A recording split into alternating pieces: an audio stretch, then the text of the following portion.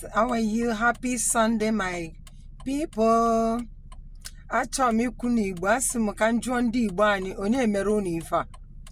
Kedu ka ndị Igbo ga-esi na-abụ ha rụọ ụlọ, ha mee mgba ya fence, ha mee ntinye door, ha mee ntinye window, ha biri n'ime ya. Ihe nji ekwu ihe anụ abụ like na ndị Igbo ga-alụ afịa, lụsị afịa niile fa ga-alụ with billions of naira. Were afia millions and billions of naira kpọnyesia na da afia mana fa ye protect da afia. Since eji mom nji boro mmadụ afia na agba ọkụ afia ndị Igbo.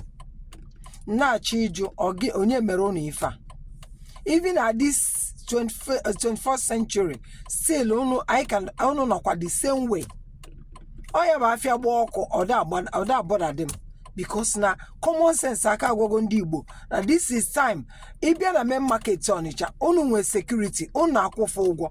Tell me why ndị Igbo na-eme nwe fire service station na main market, nwe fire station na head bridge, nwe fire station na Ochanja market, so that ọkụ bịa a na-radio ndị main market station na-agbanyụ, ndị radio ndị head bridge ha na-abịa, radio ndị Ochanja ha na-abịa, by the time ha na-abịa aghọta ọkụ anwa right away. It's according na Lagos unu ji how many millions and billions we start ya kedafe trade fair Idumota kekwa the other one mana unu enwere fire stations ego ne ka ọ ga-ewu unu kama unu go in a higher purchase through kedafa this man innocent obia to ya n'obodo ibe ego ne ka fire station second hand debo unu amenwe 2 trucks in each market. Mana not everyone unu dominate the market, so that when anything merenu kedu kunu seti security na safeguard ihe na unu mana unu dey safeguard zie na ọkụ. Every year people na ma ndị biri ego na bank ma ndị biri everywhere ọkụ ha afia ha gba ọkụ. Common sense adịrọ ndị Igbo n'ime. Common sense, safeguard your market like emerana ozugbo mmiri ga-adị enwenu ndị na-alụ ebe ahụ already. The drivers no 24/7 a na-akwụ ha ụgwọ.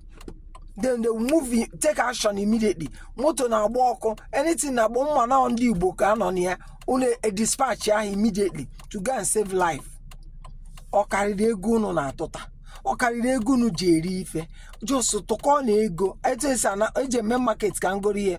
Ọ bụ na mgbe anyị ji bịa sị na eme mepe store, the guy mepe store amma ego na ha si na ya ania ọmwanyere ya the money si aka ọkwọ because they need in that thing.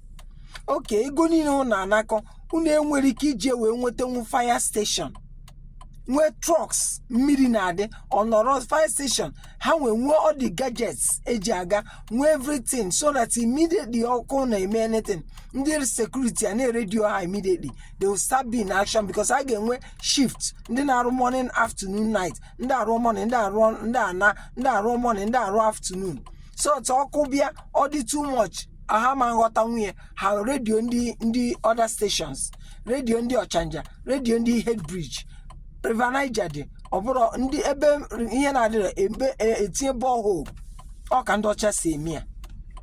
Just I don't know. Ndị Igbo common nke a kịta nọ ihe na-afụ na after ha emegide ma dollar enwere ihe na-akụkpa afịa na-eme nke a ga-ebido isu iwe afụ ya ọkụ na jenu organize for fire station bikonu. Enwere onye na-akpachakwana na-agafu every year ndị Igbo. Come on now. Okay, happy Sunday, you guys. I just want to brief in this. Have been a thing that bothering me, so I just want to put it out there. Okay? Have a beautiful Sunday, a beautiful week to you all. I love you guys. Bye. Ciao.